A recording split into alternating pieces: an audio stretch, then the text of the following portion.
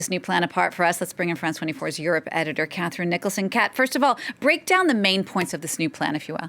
Yeah, definitely. So first off, this is a response to irregular crossings of the English Channel between France and the UK. Some crossings as well, people leaving from Belgium. There were 28,000 of those in the year 2021. So Boris Johnson saying that he wants to deter people from attempting this crossing. It is very dangerous. He said that anyone who pilots a boat bringing people across the channel illegally will get life in prison. The Royal Navy is going to take over patrolling the English Channel. Previously, it was the Border Service. And there are going to be visa penalties for states that refuse to take people back who've made an irregular crossing into the UK. In terms of asylum seekers who do get there, well, the people who are allowed to stay will no longer be housed in hotels and guest houses while awaiting their decisions. Boris Johnson said they will be taken to Greek-style facilities and didn't really give any detail on what that means. We will have to find out more about that.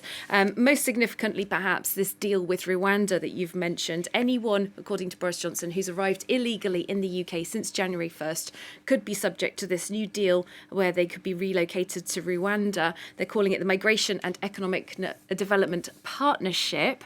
Boris Johnson, a little bit fuzzy on the detail on it in the speech, essentially saying people in genuine need will get access to legal services in Rwanda, be able to make asylum claims there. We understand that this would apply to mostly men arriving in the UK on their own under the age of 40. Now, if those asylum claims are successful, those people would get asylum in Rwanda, not in the United Kingdom. The UK government investing the equivalent of about 140 million euros into this partnership. This issue obviously does concern France as well. The British government, he says, will keep talking to the French government, trying to find some sort of returns agreement to bring people back to France. And just one more thing, Boris Johnson says that the UK has welcomed more people than under any similar resettlement schemes elsewhere in Europe in recent years. And I just wanted to break down that a little bit. This is a little bit misleading. Under a narrow definition of resettlement relating to a specific United Nations scheme, this is correct. The UK has accepted more people. However, in terms of resettling asylum seekers and people just showing up on the border as refugees, the UK is by far not the top country in Europe. For example, just recently, Poland accepting 2 million Ukrainian refugees. And of course, as we know, Germany took in much over 1 million people in the year 2015. So Boris Johnson, perhaps guilty of a little bit of misleading information there. The British Prime Minister also saying that he's not expecting all of this to happen immediately. Why is that, and what's the time frame?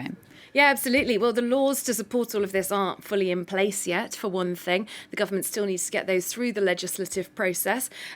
Boris Johnson also says he expects that this will be challenged in the courts. He issued an attack, in fact, on lawyers who represent refugees and asylum seekers. He called them politically motivated. He said there's an army of them who set out to thwart the government.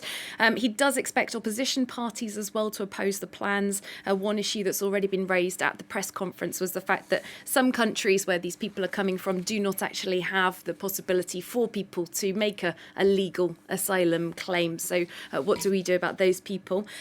Boris Johnson getting his retaliation in first, though, in a way. He's saying, look, we've got a plan. I'm setting it out today. What's your alternative to this? There was also another issue, though, raised by a journalist at the press conference again about the UK government itself having questioned Rwanda's human rights record. I can quote what she tweeted out from the UK government last year.